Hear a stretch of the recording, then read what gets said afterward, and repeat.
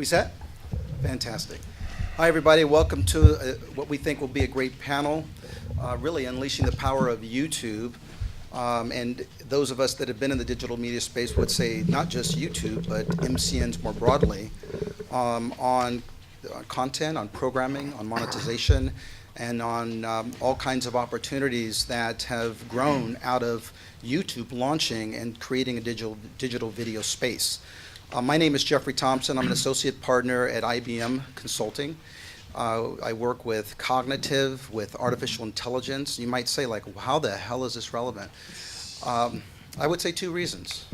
One is content discovery, content recommendation, the decisions to greenlight, whether it's professional, long-form, or short-form content, has become super important and critical.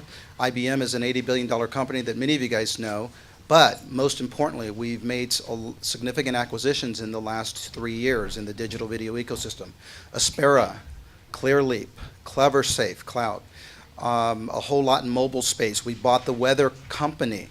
Why? Because analytics of weather and its impact on digital video consumption, content monetization around the world matters. So I think that that is why I'm here as IBM, and I'm delighted to introduce a number of panelists that have been in this digital video and the long-form professional original content space for many years. So without further ado, let me introduce our panel. First, I'm going to go with Rick Sutton, who is the Chief Revenue Officer of Trusted Media Brands. I'm going to introduce Rick. Rick's going to say a couple of words about not just his company, but about where he thinks one big item of where the marketplace is going. Thanks. So for those of you who don't know Trusted Media Brands, it's 11 brands, some of which you've heard of, some of which you haven't. Taste of Home, largest food publisher in print, second largest on the web. Family Handyman, Haven Home, largest in digital. Reader's Digest, been around for almost a century, 95 years. So the panel has YouTube in the name, and one of the trends that we're seeing is that buyers aren't automatically looking at YouTube anymore when it comes to doing digital video advertising programs. The place where they're going first is Facebook. We did some primary research, which came out of some strategic planning we were doing, and when we talked to marketers, so not their agencies, but the brands themselves, 65% said Facebook, way more important than YouTube. Some of the other research that came out of that study is on a white paper that you can read at tmbi.com/video. I'm sure I'll find a way to quote from it throughout the panel. Which part, my name or? Website. Yes. tmbi.com/video. He's like on CNN. He threw it in there, didn't he? Let me introduce another panelist. Lots of great experience. Josh Entman, who's the co-founder and chief development officer of Jukin Media, which has been in this space since 2009 and doing some interesting things. Josh? Yeah. Well, in talking about the power of YouTube, we wouldn't exist if it weren't for YouTube, so I think that's a good thing. But it's interesting how kind of the dynamic has shifted for us. To give you a little background, the core business is we have a whole team of people scouring YouTube every day looking for amazing user-generated content that all of us post. What's different about us and some of the other multi-channel networks is those are people trying to roll up talent and kind of do channel management. We're actually looking for individual pieces of content that your everyday person would post. Cute kid, funny dog video, etc. So there's not a lot of competition to go and get those videos. What we do is we bring it in-house, we acquire all media rights, and then we distribute it to TV shows, digital publishers, and advertisers. Piggybacking off of Rich, Facebook is by far more important nowadays, not just in monetizing or distributing or building some sort of branded campaign, but for us it is now a native platform to look for people uploading content as well. So our discovery has shifted from primarily like 100% YouTube to being very diverse, Facebook, Instagram, Vine, anywhere that people are uploading video content. Great, thank you, Josh. Let me introduce another panelist, Rich Pusateri, who is the founder and CEO. We have a great panel. These are great thinkers. But he's co-founder and CEO, or the founder and CEO of Bent Pixels, that monetizes content on YouTube, Facebook, Amazon, and handles a bunch of things like rights management, which we might get into as we get going forward, because the complexity of rights management and monetizing is intermingled. Mike? Yeah, Mike Pusateri, Bent Pixels. Like Jukin, we've been in the space since '09, and we help small and large content creators really monetize their content primarily on YouTube through audience development and rights management, both technology and managed service. So across 6 communities we have on the media side of our business, we have about 16,000 channels, about 12 billion views a year. And then on the managed service side of the business, we're doing rights management services for big players like Disney and others. So we're very knowledgeable about the space. Something that I'd like to talk about, whether it's with the panel or those in the audience, is there's been a lot of changes policy-wise within YouTube, structural-wise and behind the scenes, and how that's affecting your ability when you're creating content, or how you're creating content, and how the businesses are being run around that. I'd like to hear more about that. I've noted that, Rick. We can talk a little bit about it. All right, Mike, thank you. And let me introduce the last panelist. Forgive me. Ryan Dietert, who is the CEO and co-founder of Influential Media. Influential Media is doing some interesting things in the marketplace, including doing some work with IBM. So, Ryan, why don't I give you a minute to introduce yourself and give us. We want to challenge you with something your company's doing and a big opportunity that maybe that the market is missing. Sure. Thank you. Ryan Dietert, CEO and co-founder of Influential. We're a data-first influencer technology. So we are matching influencers with brands and agencies through a 2-pronged system. Enterprise dashboard for them, for the brands and agencies, and an app for the influencers, with a marriage of programmatic and organic content together. We do this through 3 different prongs: demographic, contextual, and through our partnership with IBM Watson as a developer partner, psychographic, so determining whether or not their personality traits are a match between a brand and an influencer. Approximately 10,000 plus influencers that are allowed into our app, and it equates to approximately 5 billion plus followers across Twitter, Instagram, Vine, Snapchat, Facebook, and YouTube.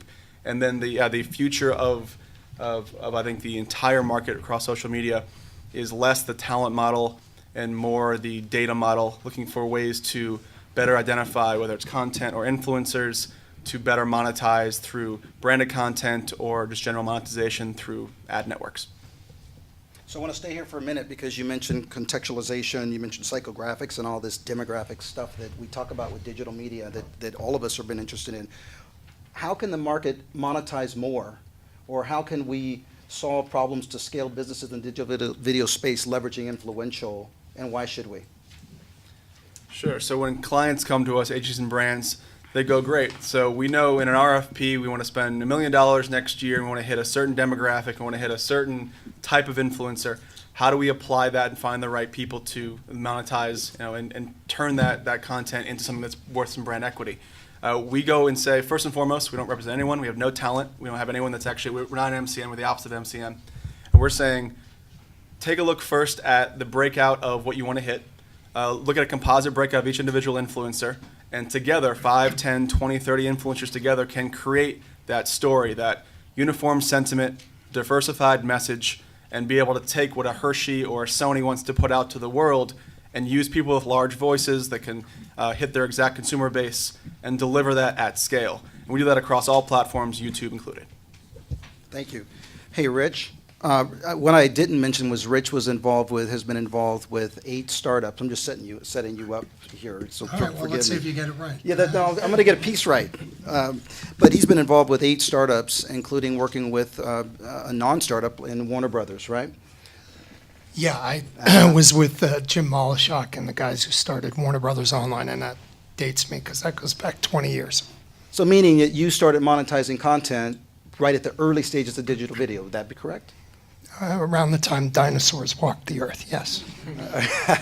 So where I'm getting at is you've seen the market shift, you've seen it grow. You're the Chief Revenue Officer of Trusted Media Brands.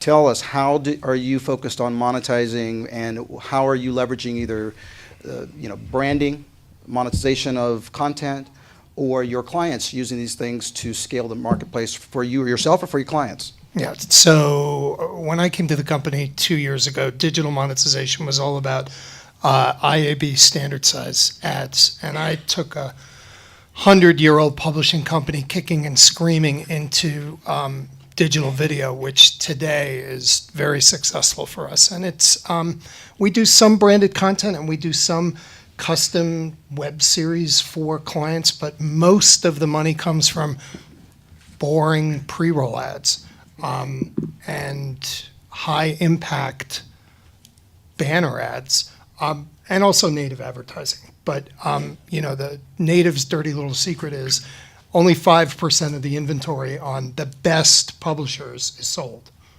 The other 95% is all programmatic.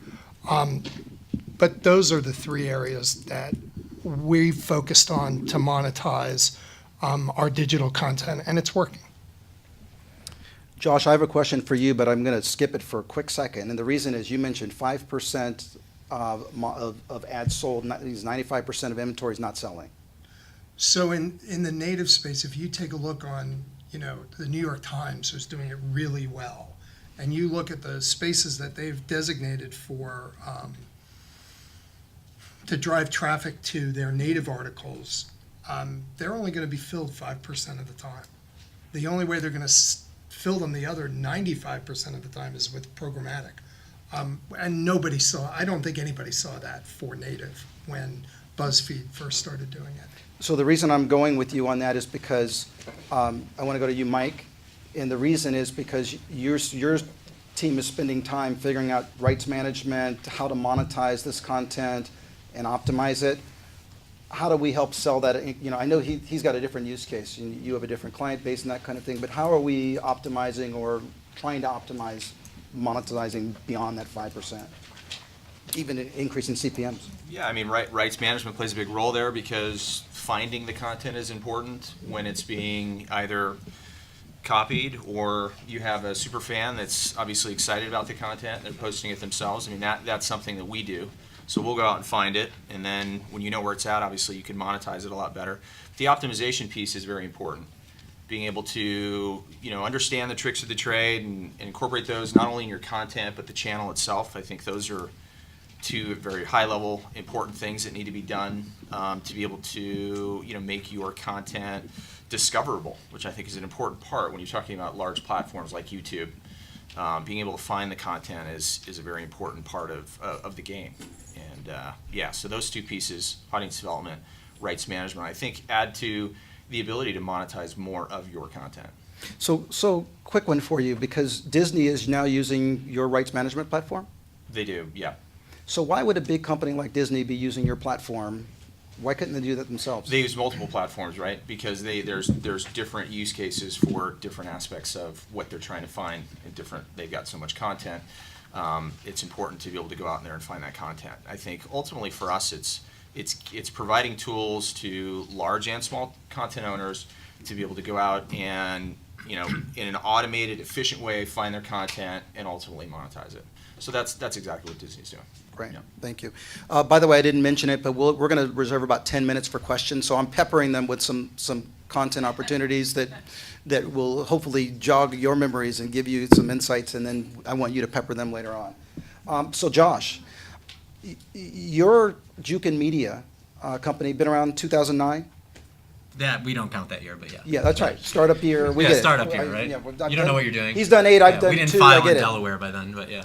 So the question is, you're in a little bit different mode because Jukin Media produces content and Yep. monetizes it and licenses the clips and licenses short form.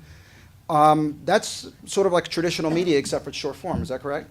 Yeah, I would say it's more rooted in traditional. The business started just to license this content in its raw form to television. We got really lucky because all of us carry around camera phones and shoot everything in our lives because we're important, and we feel an obligation to share that with the world. And so because social content became so important, we looked at ways of monetizing it, which once you own it, you just start verticalizing it and become a publisher. So we went very quickly from being exclusively a licenser of content, very much a Getty Images or an iStock, to, hey, we have a lot of kids that are uploading funny fail videos. We should build a brand, and we should power that brand. And at the time, you would start that on YouTube because they told you could monetize. And everyone said, great, let's be an MCN. Well, for most people, that meant rolling up channels of creators. For us, it just meant monetizing and managing the rights of our content that we owned the IP for and building brands behind it. So come up with a programming strategy, do compilations, do top fives, 7 reasons you don't want to go out on a Friday night, and then people getting hurt. So, I think there's all these different ways from a programmatic strategy that is more like a traditional broadcaster launching a network and programming content, in linear form. How can you tell which content to produce that's going to sell better? We use a lot of data to support that, and I think that's a lot of companies in the space do look at that from the early days, like looking at the analytics of thumbnails and what generates a click, what the engagement is, watch time, the length of the content. On Facebook, it better be less than a minute. On YouTube, you can do 3 to 5 minutes. So knowing all the different kind of strategies is actually helping you monetize and perform better. Because on Facebook, for example, you want people to spend more time with your content and it'll monetize at a higher rate. They don't offer monetization yet, but that's where it's headed. So on YouTube, you were just hoping for premium serve non-skippable ads, and the way to do that was to have safer content, make it more produced in a way so that UGC was always actually the lowest common denominator for content. A copy of a grainy old cat video was not monetizing at the rate of maybe doing 10 cats you want to hang out with this weekend. So our programming strategy was often influenced by our ability to monetize at a higher CPM. And CPMs, for one last bit, on branded channels are much, much higher than the individual assets wherever they live. So this is interesting to you because he's mentioned data, and Influential is all about data. So you got more of a, Rich is over there with content that he's selling and advertising the community. I got Josh who's creating content, trying to monetize it. Mike's doing some of the same thing but differently, adding a lot of whole contextualization. How can you help these guys monetize better with Influential?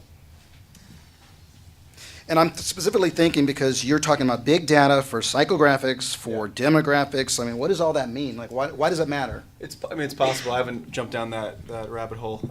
For us, our clients are largely the major agencies, the big 4 or 5 holding companies, a Hershey's, a Sony, a General Mills. And for them, the monetization for them is more just doing a digital media buy and how can they best get the brand equity they're hoping for with great branded content. So unfortunately, I don't think I can help you unless we can delve deep into our back-end analytics. But we're able to, for example, through our partnership with IBM Watson, we have what's called the Big 5 personality traits. So altruism, imagination, adventurousness, all these breakouts of personality insights. We're able to match that to the semantics that are being spoken by these influencers across all platforms and be able to match that to what the brand is hoping to get so that we can better match those two accordingly. The monetization or the money part is really just being able to get the best bang for your buck to find the right person or right voices to deliver a message at scale across all platforms. Great. Thank you. And by the way, just as a disclaimer, I did not know Ryan before this panel, so please. But we love when we hear partners like Influential that are leveraging our platforms to grow their business and look at things differently to monetize. I want to do a real quick rapid fire with you guys, and the reason is because you're experts in this space. What companies out there that you're admiring that's in this digital video space that's either doing it right or absolutely doing it wrong, and what the hell are they missing? And we didn't practice this on purpose. So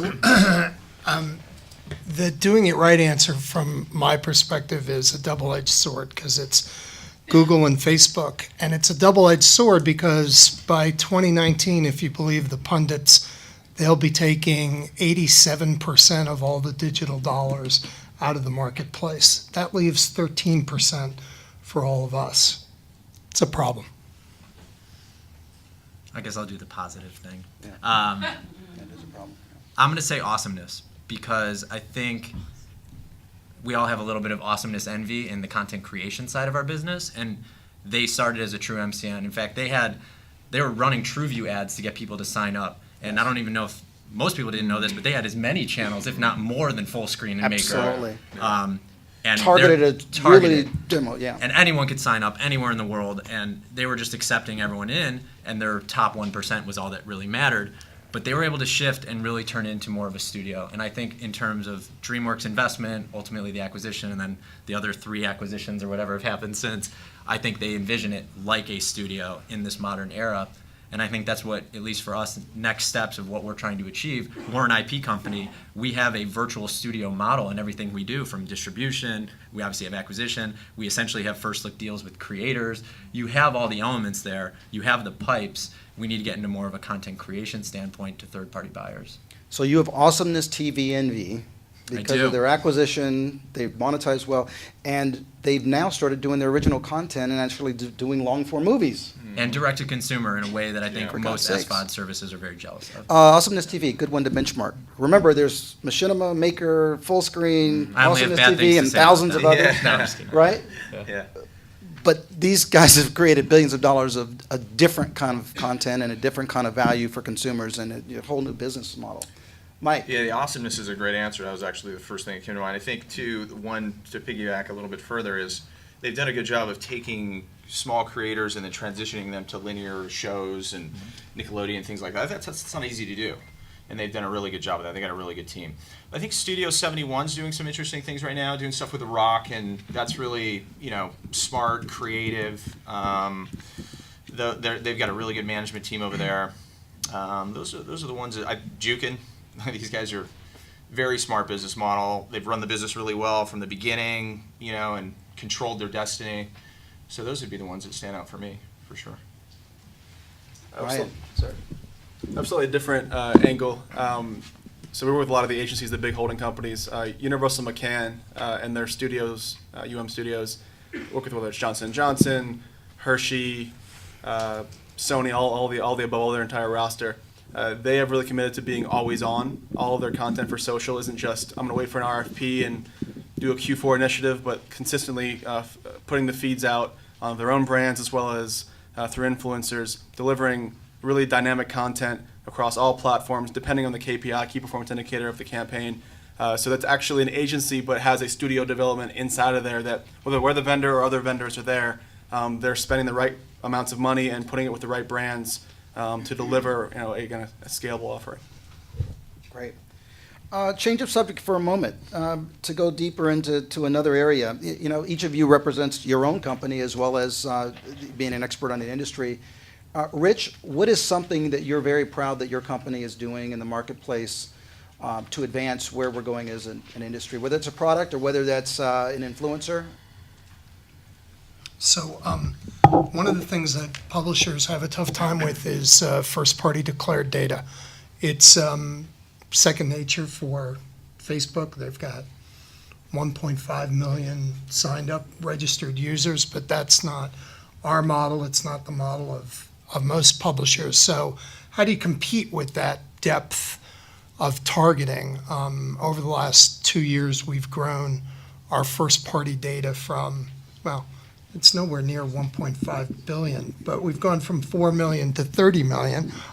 So at least we're in the conversation. So I'd say first-party data.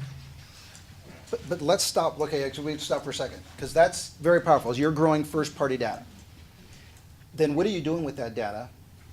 Meaning, are you scraping it with third-party services to triangulate and leverage that? Why is that strategic to you? Because I don't even know if people, does everyone here know what first-party data is?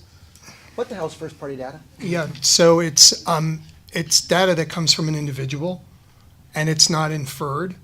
So I don't know it's your name, but I know it's you, and that's very different from knowing that it's. And who owns that content? Who owns that data? We do.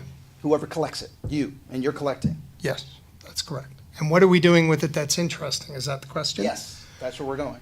Yeah, so Kraft thinks this is interesting. We did a program for them for Kraft Kitchen where we have an algorithm that takes a look at the content that the viewer is looking at. It takes a look at the first-party data that we have on that user, and then it builds the ad based on what it collects. And that ad is really powerful. It sits at the bottom of the page, and Well, Kraft told us that they've never seen those kind of engagement numbers before. So that's what we're doing. That's a product that we're out in the marketplace with. In fact, we're trying to trademark contextual dynamic targeting. Wish us luck. Josh, are you guys collecting any data? Mostly, yeah, but all through third parties. Yeah. And not Talk using. a little bit about that. And is it important at all? Hugely important to the business. As I think I mentioned, from a programming standpoint, I think the reason we're able to generate great viewership, content has to be good. We're fortunate that it's user-generated content, which is pretty popular. I think outside of music videos on YouTube, it is the largest category in terms of generating views. It's very short, snackable, it's in your feed. You watch a 10-second cute dog, and then you're on your way. So we've benefited greatly from kind of that short, snackable piece of content. The data is more or less all the stuff from, I think, time of day to length to how you're measuring success month over month so that you end up on some sort of tubular report and then you sell that to an advertiser, right? It all points back to, can I monetize better because of my data? Or can I put us in a different echelon that categorizes us as premium when, in fact, a lot of times user-generated content scares off advertisers because they can't control the way they shoot the content. They actually don't know, because it's not set up where they had people sign waivers and do things. We're a third party, we clear all that.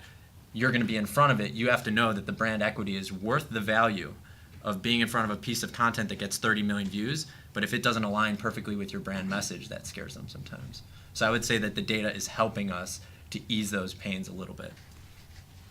Mike, are you seeing, I mean, you're doing sort of end-to-end.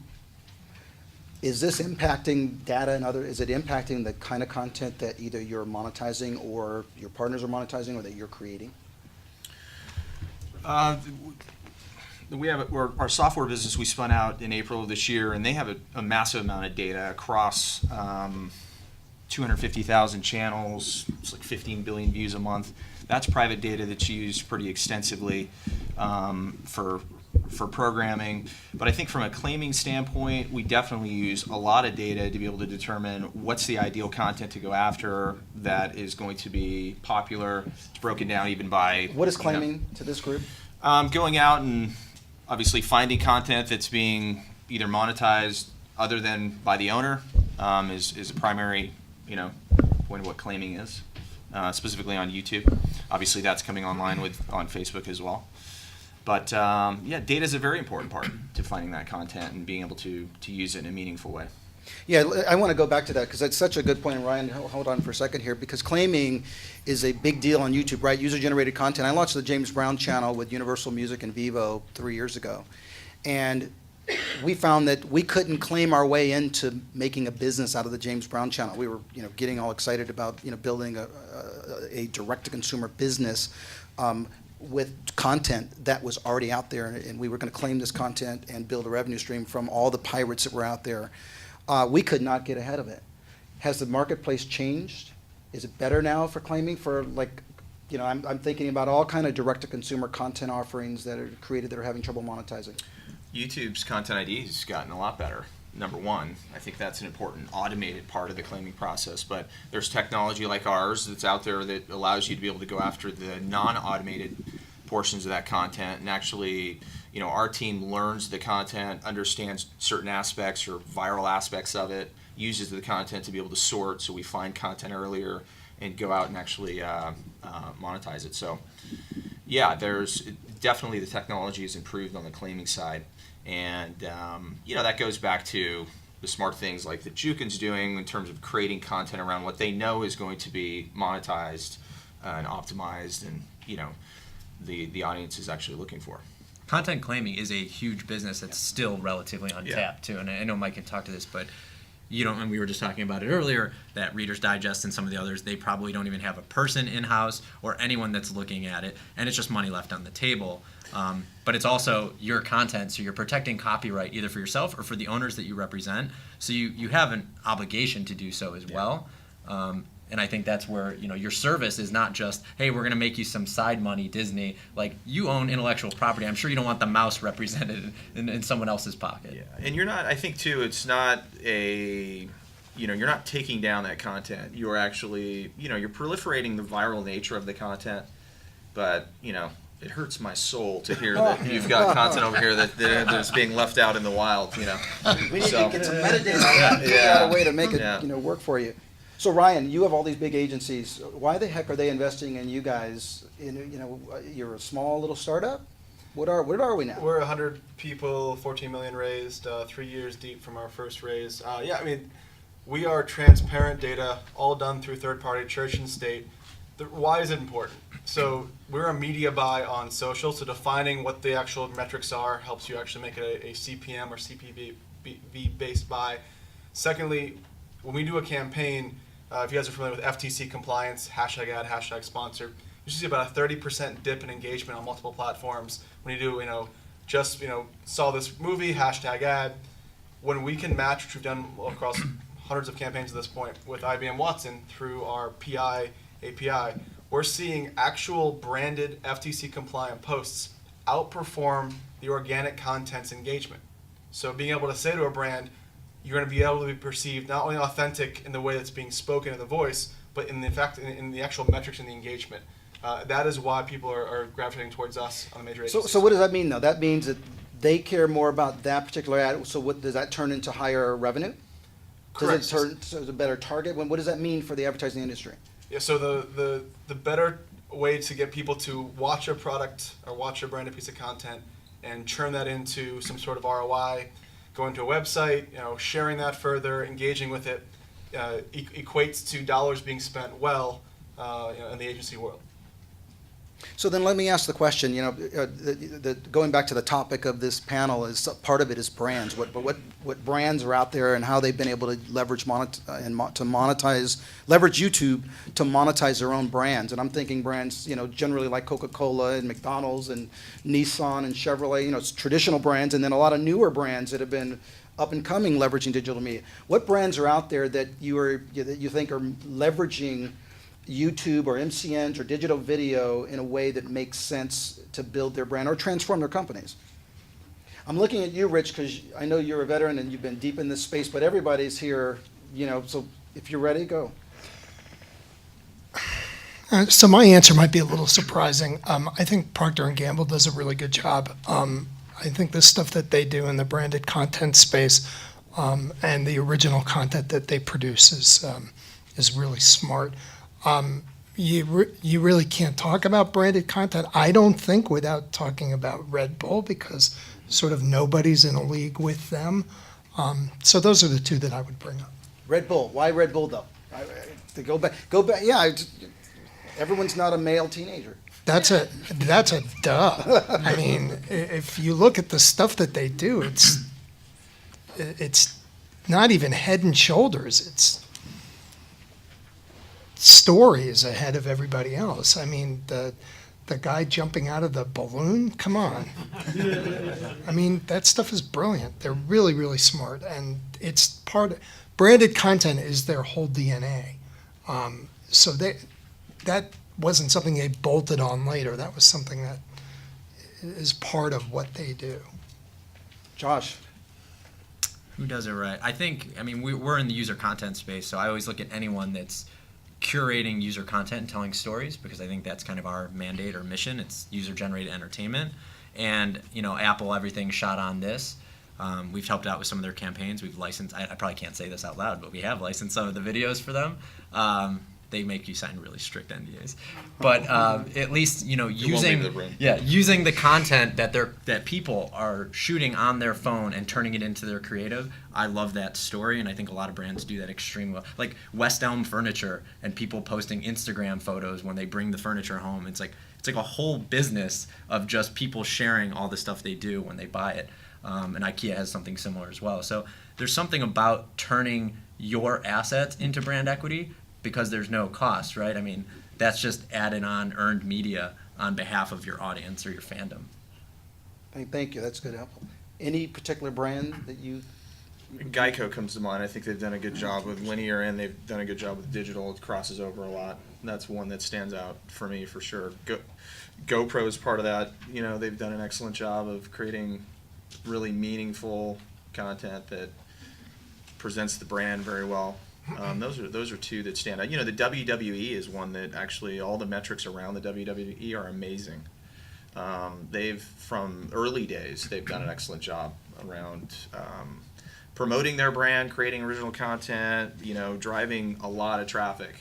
So those would be the three that stand out for me. And it helps serve their pay-per-view So and their SVOD service. That's exactly right. Their SVOD service is surprisingly, I mean, what are they, number 3 or something crazy like that in the U.S. in terms of SVOD, you know, subscriber base?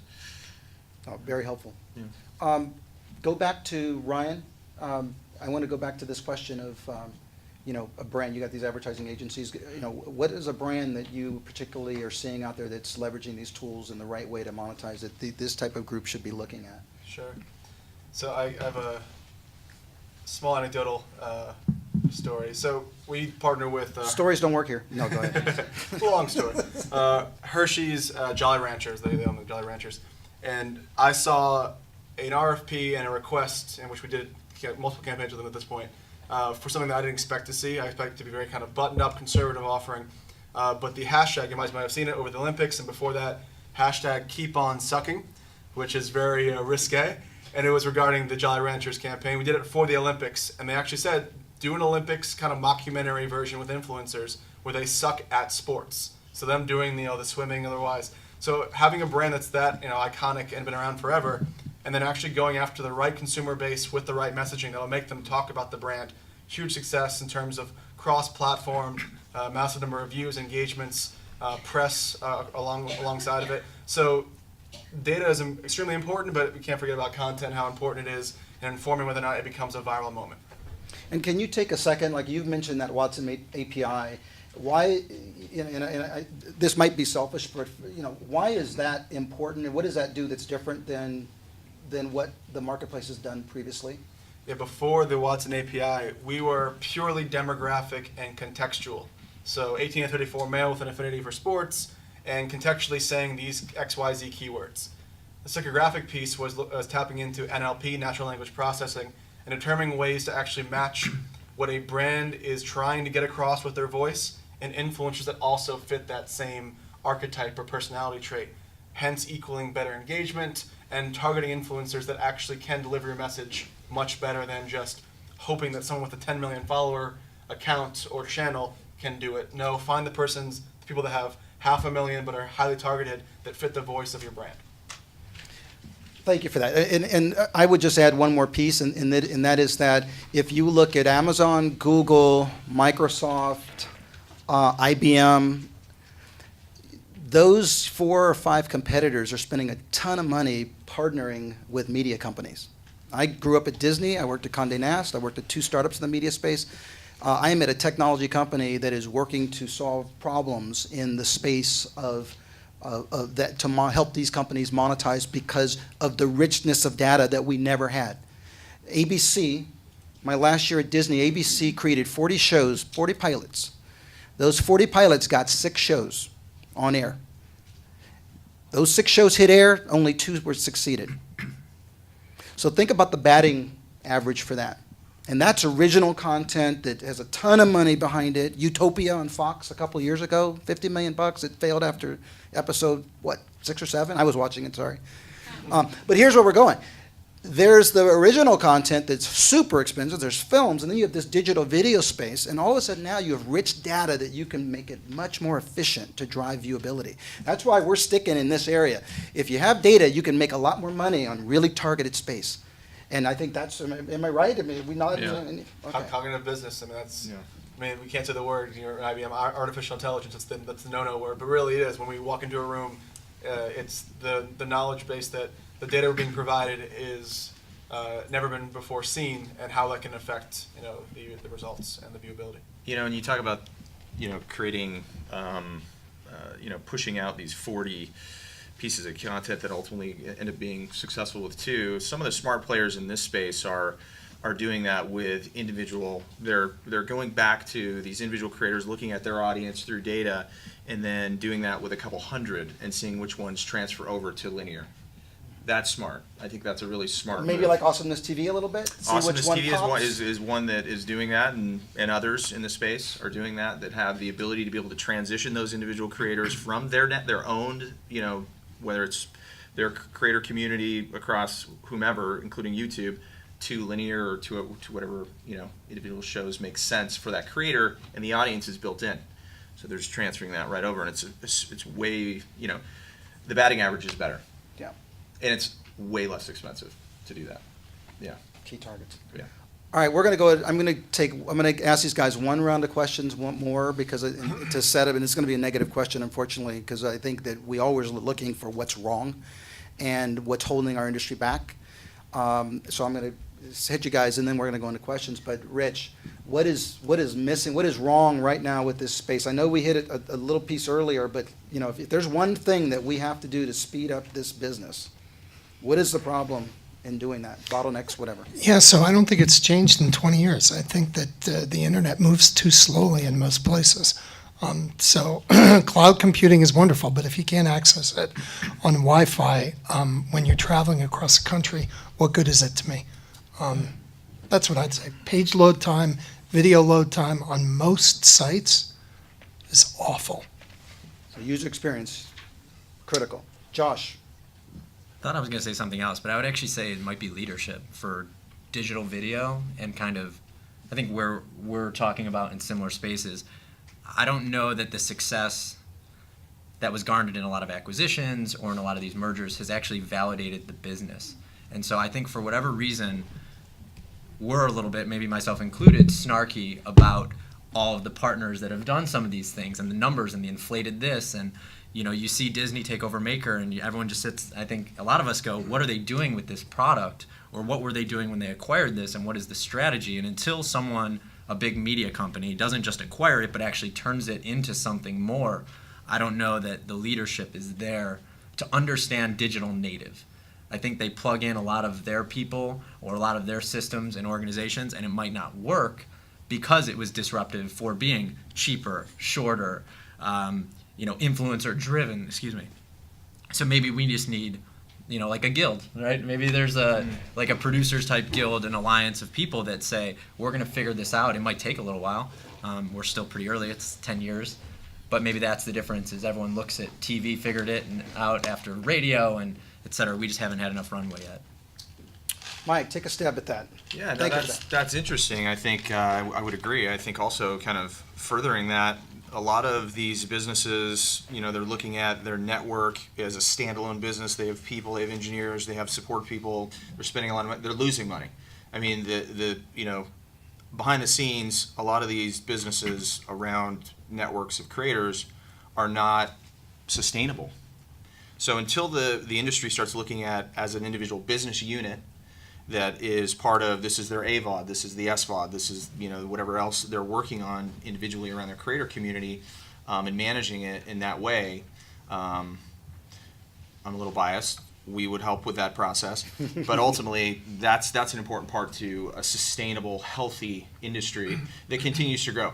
There's more money coming in this space. There's no doubt about it. Everybody knows that. I mean, ultimately, this is going to continue to grow.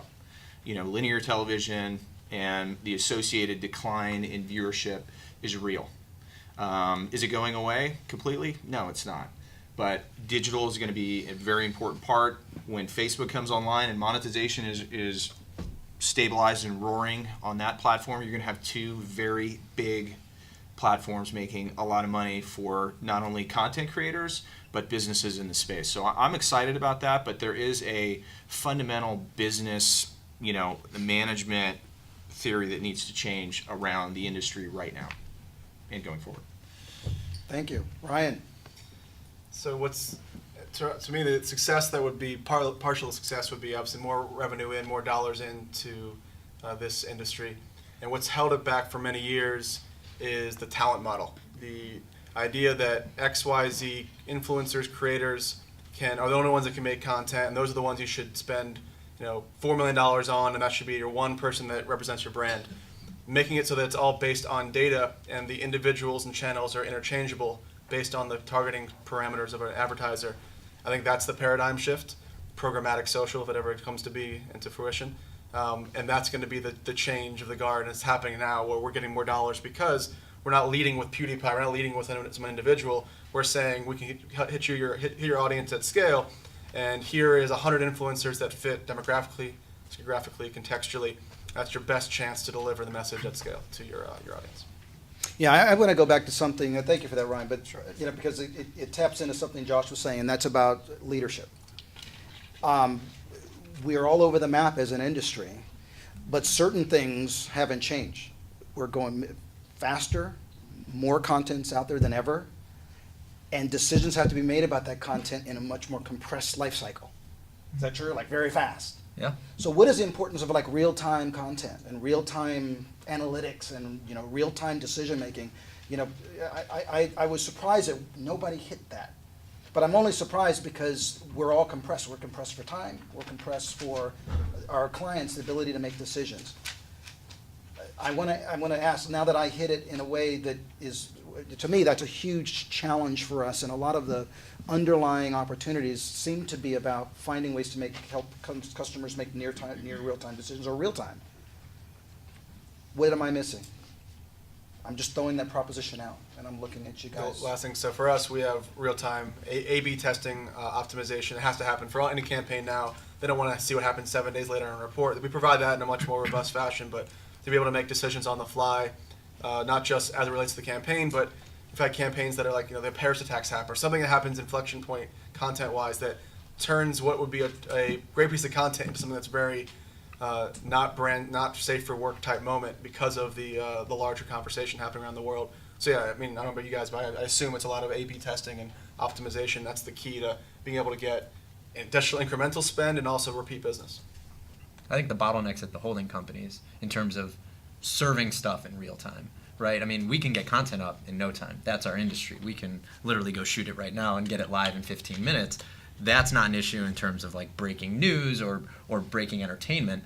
But if you're trying to sell that, that needs to be a whole process, and that's the challenge. And it always has been, I think. It's like I could go and pitch them on real-time marketing and real-time data, and all I point to is one Super Bowl moment for Oreo 5 years ago, and we still talk about it. Just like when we talk about branded content, you talk about BMW from 15 years ago, right? It's like they made films. So it's like we all get it, but we really don't have enough of a case study or just enough, like literally to say, this is actually happening. You don't need a war room of people to say go. You need to give us the green light. And I need to know that the green light is there so that the second a viral video comes in and we acquire it and I control the media inventory on it, I can super serve your ad to that and get you 50 million views. And I can tell you I've pitched it before, and I can tell you it's never happened because no one can give you the green light. They have to have a media buy with you. YouTube's part of the issue in getting that campaign live. There's really just too many steps that 3 days later, 72 hours later, you missed out on a viral moment. I mean, we acquired a video of a woman putting on Chewbacca mask, and the week after that, she's doing everything. She's on Ellen, and she's right. Kohl's is giving her free shit for life. Like, she's doing everything, but no one actually got in on the 150 million views that took place from her Facebook Live video that ended up obviously being just up over time. No one got in on that. And that's what I found most interesting is we own that asset. We can control it. Obviously, on Facebook, there is no ad being served to it in a pre-roll form. But wrapping a brand around that and creating conversation around that was a missed opportunity. It's really interesting that you say that because when you think about how media, whether it's any one of us or bigger media companies, price things like breaking news, it's all ass backwards. Because it's, I have a rainy day package. Right. And when I have too much inventory, when I have that big viral video, when I have that big breaking news story, you can get it for less. That's wrong, isn't it? It is wrong. We would have charged an assload for that. No, I think being in front of that right, and that's really is the hard. Most expensive real estate that you can have. And obviously in that 72-hour, first week, whatever you want to call it. But a lot of times it's just being a part of a conversation so that, yeah, she's breaking, maybe everyone's coming up with hashtags and they're doing it that way. But what about the asset itself, the original asset? What is happening with that? Where is Kohl's before they just offer her free stuff? Sure. I think that's a missed opportunity. All right, we have taken up some good time and opened up a couple of Pandora's boxes. Yeah, that's what I want to see. So I saw you first ask your question, and let's keep going. Right there, yes. I have a question. Cross-eye. I hear a lot about Facebook and YouTube. Is video even something? So I have a show I want to put someplace online. And everyone's like, just put it on YouTube and get traffic there. But I was thinking of doing it on Vimeo. Is Vimeo even a place that I've heard nothing about that other Yeah. YouTube, I don't know, is that YouTube's competitor? I mean, what's I mean, that I could. Vimeo? So, last metric I checked, and it's been a while. Vimeo in total does about 600 million views a month. I think I'm close. Like our community does over 1 billion. So these guys do billions. So in terms of scale, like where you're going to go, if your audience makes the most sense on Vimeo, because the quality is an important piece, because that's really Vimeo's game. But realize that the audience isn't going to be, the size that you're going to see, over 1 billion Would you suggest individual both? users. I would say all of them. Yeah, unless that's you're worried it. about exclusivity Exactly. for some reason. Yeah, I mean, you should do Vimeo, you should do Dailymotion, you should do YouTube, you should do Amazon. Do you find And you should advertisers- talk to some brands first. Go ahead, Doc. Do you find that brand advertisers want exclusivity to one specific place, or they want it everywhere? Again, I don't know the type of content, but if it's social video type content, I think you're making the right move and go on those platforms. If you're going to go on Watchable or something like that, it's an OTT. Then you're going to. It's a different conversation, and yeah. Go right ahead. This question is for Ryan. I'm on Instagram and I get a lot of emails about stuff like that. Oh, social influencers. I just ignore them because I'm like, I don't know. I feel like when someone calls me, I take them more seriously. So I don't know. How do you talk to social influencers? Are you an influencer yourself? I don't know. Yeah. I How- just get those So Somebody's watching you. yeah. So we have an app. So it's kind of like a Soho House of social. We invite people to have large followings with high levels of engagement per platform. We push notify them with deals and have all the communications done through an app. All our competitors, and for 5 years, even before I was doing this manually, it was emails, calling, and texting, which it really isn't scalable, and communication can get lost in doing campaigns. We can post on behalf. If you were on our platform, we can post on your behalf with a brand. It's a double opt-in. So a lot of the things that you're referring to is all based on creating a personal relationship, but it's all based off of you knowing full transparency, what deals are available for you, how you can communicate best to deliver on the content for the video. We've made it all seamless because of those issues. People emailing you, spamming you for access. Okay, I'll check out. It's an app, you said. Yeah, it's called Influential.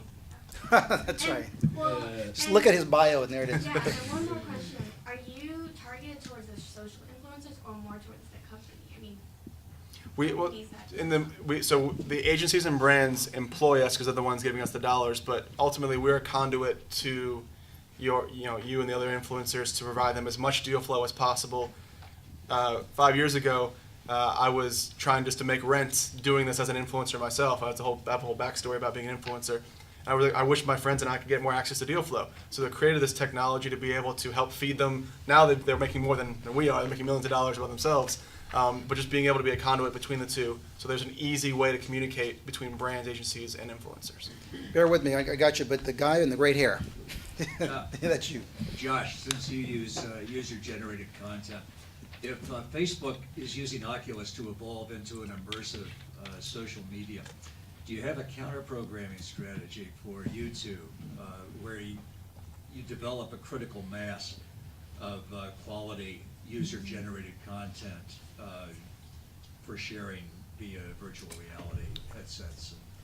I think virtual reality is interesting. There was a question you asked earlier about, maybe we were talking about it outside, about parts of the industry that you're still uncertain about, and I think that's one of them, AR and VR, what our role is and why there's so much money being poured into it. I think we all agree it's cool, and it's a fun experience, but the content experience on it is still not where it needs to be. There are producers that are producing great stuff like Discovery, and you're underwater and all that, and roller coasters and stuff, but user-generated content is not something you see in these environments, and I think for us trying to tackle it, 360 makes more sense for us just from a video standpoint, because yes, we have a lot of fail videos and people doing pratfalls and jokes. There's also people doing extraordinary skills and talents and trick shots and all that. That stuff you can watch in 360 and VR all the time. So I think the platform speaks to more aspirational or more discovery style content, less comedy. I don't know that the comedy experience is there until like Kevin Hart does something, and then we're all like, all right, the comedy shows work in VR. But I think for now, it's going to have to be feel-good, immersive experience-based. And so in terms of us, if we're thinking about them as clients to license content, we're going to pivot and use a part of our acquisitions team to just focus on that type of content for those platforms.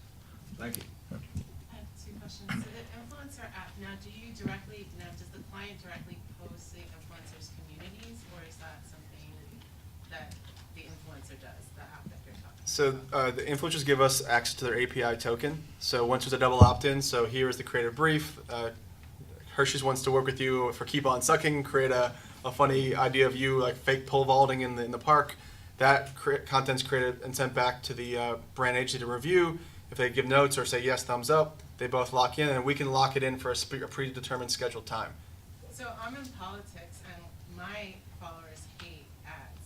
What does a group like yours like actually integrate that in a different way, or is it like straight up look like an ad when it hits the community? We call it. Everybody hates ads. There's only one day out of the year when people like ads. Super Bowl. Valid point. So we call it your choice, your voice. Take what the brand wants you to say, make it germane to your audience. So the best possible way to make it seem organic is what we mandate from the influencers and tell the brands. We're not going to simply just drop in a banner ad because it will perform horribly. But yes, try to make it as least addy as possible. Integrated marketing. Yeah. More questions? Go ahead. This is kind of betrays my age, this question, I'm afraid, but in terms of YouTube, I can't tell you a single ad that I've watched on it, because 2 or 3 seconds in, as soon as I can click off it, I'm onto my You opt out. content. Why has that model of the ad content at the beginning of the video evolved, and do you see it remaining constant? Because obviously if I were halfway through a video or at some breaking point, it might be really annoying to get an ad, but I'm probably going to watch more of it. So I wonder, if I were an advertiser, I wouldn't want to be buying ads at the start of YouTube videos, because I just don't think people generally want to watch. No, it's a good question. Pre-roll, mid-roll, post-roll. Oh, you guys got it. Actually a good question. Yeah. Or longer- We all have the same or answer, longer right? opt-in, you know. Yeah, so the closer to the beginning of the video, the closer to the top of the page that your ad runs, the more people are going to see it. It's just math. Yeah, what you're referring to on YouTube is TrueView, and that was introduced, that's a proprietary introduced by YouTube, for really smart people. I mean, ultimately, the advertiser's not paying for, when you're skipping ad, the advertiser's not paying for that view. So the goal is engagement, right? So you're letting that, when you do let that ad go, there's data that shows that the engagement is extremely high. So the advertiser is actually getting really good money for that. In fact, that type of advertising format drove a vast majority of YouTube's revenue, advertising revenue, because it's preferred by the viewer, and the engagement levels are higher by the advertiser. And it helps this guy's clients develop better creative to keep you from moving, whether it's 15 seconds. And now or you're anything. seeing it on other platforms, which I think is great. I mean, I think that skippable should be everywhere.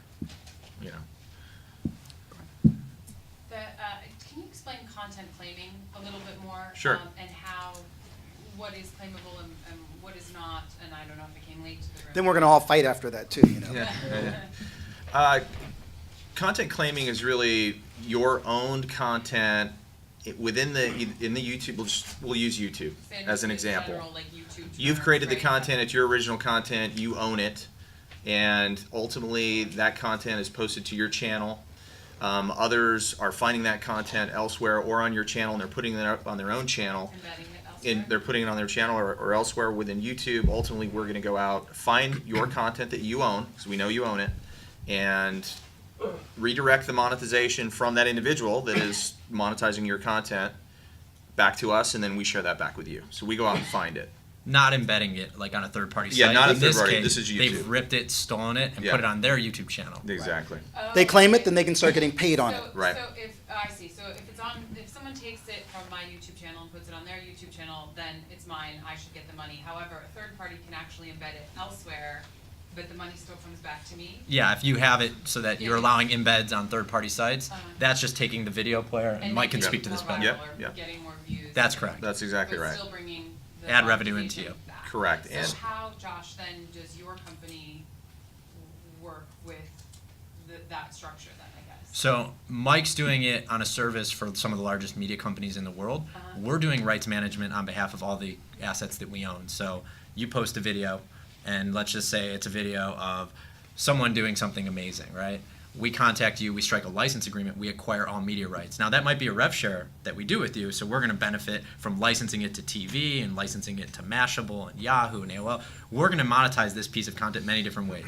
As it pertains to YouTube, because that content is so rich and we've identified that it will trend or perform well, it's getting ripped and stolen by the thousands momentarily. Like, it is happening, and it is actually, from a content ID standpoint on YouTube, not really good at picking up user-generated content. It can identify a Rihanna song. It knows a Warner Very good with Brothers music. trailer Very good and with music. Yeah. But in terms of a great video of someone doing something, that's actually where a lot of manual process comes in on the back end of YouTube. And so we have a whole rights management team that's, I mean, it's data entry at the end of the day, but really opting in to make sure that's the asset that matches your asset. It's used in this context. Maybe sometimes it's just the whole asset being used. Sometimes it's someone trying to do commentary around it and making sure that we're monetizing it on your behalf. There are individuals in the ecosystem that's all they do. They go Yeah. out and find content, they post it, they're pirates, and they find that content and they monetize it and they just wait to get caught. And And they make a lot of money. They make a lot of Absolutely, money. before they get caught. Even in Yeah. the first 10 minutes. Yeah. Before it gets Remember, the studios used to try to take all their content down. They'd find it and cease and desist. We're going to sue, Yeah. but you can't sue your way out of this. So now they're the way Especially that at the you just- volume. you Yeah, can the claim volume's it so and you huge. can make money off it if Yeah. somebody's using it. And let me give you an example. I'm glad you mentioned Rihanna, because any of you who are content creators, music is a particular challenge. So if you're creating content, watch your music. And it goes all the way from professional down to user generated. My daughter, she got one video hit on her little YouTube channel, but she had put, make it up, Britney Spears under as a music bed for 20 seconds. Well, guess what? It came along, the song was there, it was discovered, it was claimed. Her little video, she didn't get her dollar, it went to somebody else. So You can't even and that's finish. You scaled can't up. even finish the upload process for your daughter. That scenario, it's actually being caught during the upload process, and then you have to either acknowledge it or you can't post the video. So that which is a very smart move, right? You're catching it Absolutely. even before it gets into the ecosystem. But everybody's probably heard of freebooting. Is everybody familiar with freebooting or what that is? So freebooting is essentially taking a video from YouTube, posting it onto Facebook. You don't own it, and ultimately running it through a massive social network and ultimately generating a lot of views. Right now it's not revenue, but a lot of views, and that's taking away from the views from that are obviously The taking place monetization. on YouTube. And the views are also building those individual brands. Right. And they are monetizing it in other ways. Excellent point. So if I That's post right. that, like if I'm a local radio station and I post a viral video and that gets 50 million views, there's plenty of people that just like that page on Facebook. Yeah. And they're going to sell that to advertisers later. They're absolutely going to convert every subscriber that they say is owned audience, sell it off. So we take a very firm stance against that, at least because we do have brands and we do have creators that we represent, and you're stealing market share from that. And go back to the importance of creating first-party data. All this data now that used to be just off in Neverland now is all being tracked, right? So we're all trying to figure out ways to monetize whatever we are tracking, right? Whether big or little. More questions? Go right ahead. Yes, it's for Brian. So I just wanted to clarify what you said about the demographics, and so you're taking, so basically everything you do is based on data.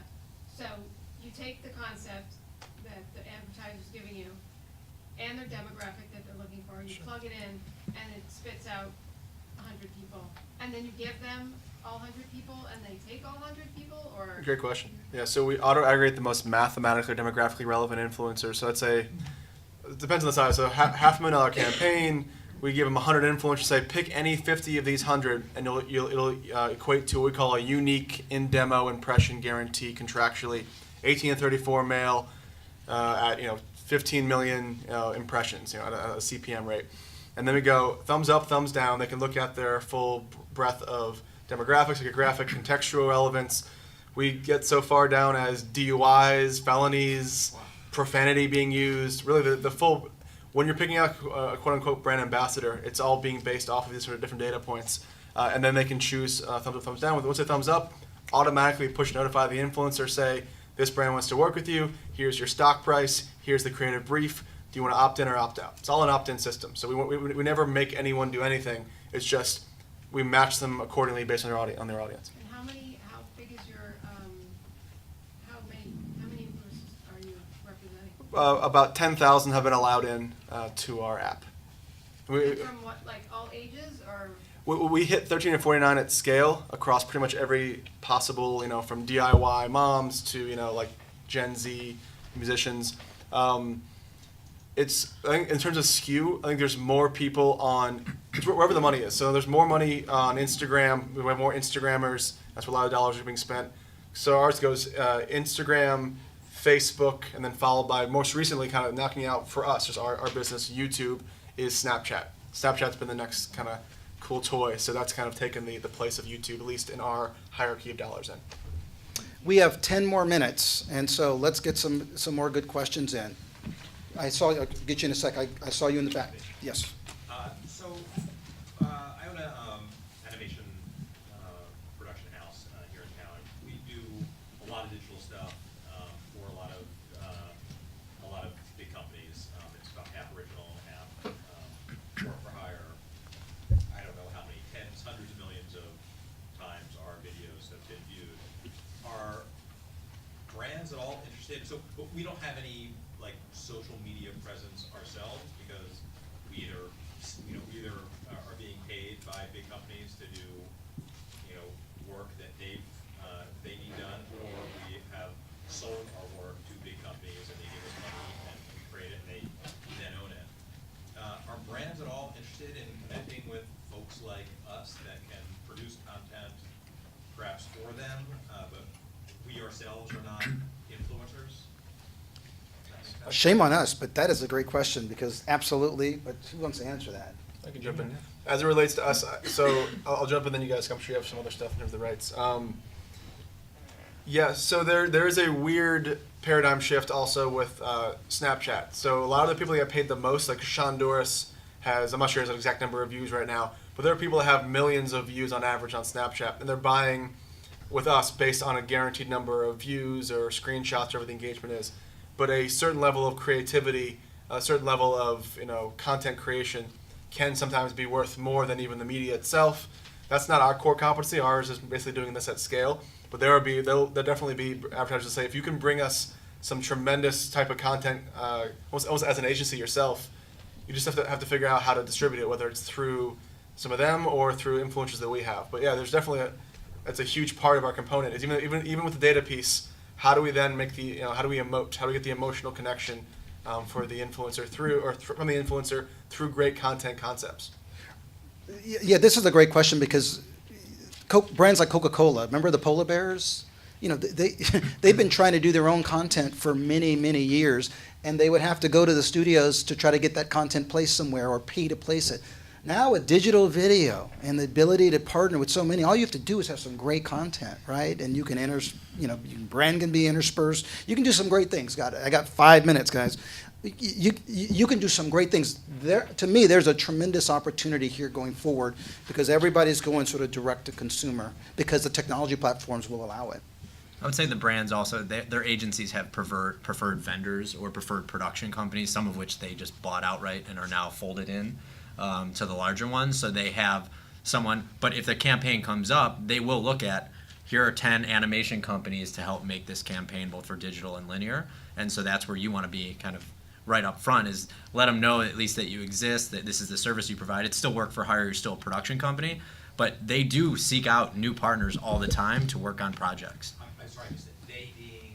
The ad agencies. The large holding companies have swallowed up a lot of these companies in years past where they went out and bought creative shops so that they had them for better margin in-house, but they still will. Strategy team comes up with something, creative team, they're all sitting there. Someone has to go make that physical product a lot of times. Go back to Red Bull, Old Navy. There's a lot of companies that are out there in this space that have been, really trying to engage it. Right. Recently, GoPro has been trying to do some of their own content, right, as a brand. So I think you're going to see more because you can. I'm going to get to this, and then I'm going to get to you in the back. I think this is a question for Rich, and I'm a little naive because perhaps I don't have the video good enough to draw that type of attention, but you talked about pre-rolls and high-impact banners, and how does that, can you describe the process of how that marriage comes about to a video? I'm not sure I understand your question, but Well, I'm just- I know that there's a connection, and I have a feeling that it requires representation, like Jukin taking the rights and then applying advertising space, et cetera. Or is there another process that I'm not aware of? now I got what you're saying. So we're content owners and publishers, and we monetize our own content. Now, some of that is curated content from other sources. Some of it's UGC. That was our model in the magazine days. That's where our recipes came from and where our, do-it-yourself tips came from. Video and high-impact banners came out of the move to programmatic, where running smaller banner ads became a bad business. So we took a look at how revenue was declining there and said, okay, we're not going to do this anymore. What are we going to do? And it forced us to do things like video and like native advertising. And, you talk to a old school editor and say, okay, now starting next week, you're going to be producing video. There's a little bit of an education process there. And over time, they realize, oh, it's just storytelling. And they get it. And we've gotten pretty good at it pretty quick. The fact that every Wall Street Journal, and this is a sidebar, but the fact that every Wall Street Journal article, Wall Street Journal reporter, 3 or 4 years ago was issued an iPhone to do a digital video, little 30-second video for a Wall Street Journal article, tells you how important. If Wall Street Journal is doing video, everyone's doing content creation. Yeah, we won't hire editors if they can't work in all media. Very interesting. I had you in the back, sir, and you'll be the last question if it's good. If not, Okay. you mess with me. So it was mentioned earlier that Facebook and YouTube are taking 83% of the market. What are some of their weaknesses that maybe a smaller or mid-sized type of companies in the future can take advantage of? So I would offer up that one of their weaknesses is with customers. So if you have a product at parity and you have better customer service, then you can compete. I mean, I would argue that they have that market share because that's where the viewers are. That's what counts. So they control it because they control a massive viewership through YouTube. And Facebook does as well. So as a content creator, if you're a content creator, I think you want to be, on the largest platforms available, period, and do everything you can to get your content discovered. In whatever genre or vertical you're focused on, that's an important part from a content creator standpoint, is getting your content discoverable on those massive platforms. Because the ones that do get discovered do very well. Yeah, I would say neither one's better at content. Right. Right. They're better at the way they maybe serve the different. content, and it's different. Yeah. But they became kind of de facto places because of the audience, the same way that Twitter can just unleash video. And here's how many users we have, and Amazon could do the same thing, right? We have the ability to enter the content space. There's no barrier to entry for them. It then becomes a creative discussion about how you serve it or what type of content you want to have. Good question. You should be talking about that at cocktail hour. I think it's 5 or 6, depending on. Anyway, last question. If it's not, I'm cutting you off. Hopefully it Not will be. good. All right, so I'm noticing the trend with our show, though, that I'm getting more of an interest through Facebook, through Southeast Asia and East Asia over America. My likes and everything gone by thousands since I've started doing a campaign over there. Is that kind of data of interest to American branded companies, or how does that work? Would that be something they don't care about, or? Depends on the brand. Or in the world market overall, when it comes to advertising, getting likes and interest, because we're all focused on America, but there's a lot of other people at my point of view overall. First of all, congratulations. You're getting Absolutely. activity, number one. Number two, the fact that you have the data and you know that, you can now focus on what advertisers are interested in that market and start having those conversations. But there are definitely international brands that are very much interested in that part of the world, for sure. So that's the beauty of this, right? You're a content creator, you're doing it in Southern California, and you're getting, we have creators getting, they're Americans getting constant, massive views in France. It's just like, why? There's a lot of, unknown reasons why, but it happens. So having that data is very important, and then leveraging it. I would lean in if I were you. Lean in all you lean can. into that. Yeah, start getting all over Because that. And the- 80% of the views on YouTube are coming from outside the U.S. And Yeah, we forget absolutely. that pretty often. That's right. And it doesn't change the dynamics of our business other than a CPM. So I think, programmatically, we're still trying to think of content for the world and less for a U.S. facing audience. And it really does go back to real-time analytics. If you can find that out faster, you can allocate your marketing budget, you can allocate, your spend. Some cases, if you can find it out before you do your shoots, right, you can actually cast differently. Localize your content. So- You can so- localize the, Absolutely. yeah. So this whole piece, I think we are just at the infantile state. I think we should continue this discussion over cocktails later on. I want to thank all of you for participating today, and thank you for good questions.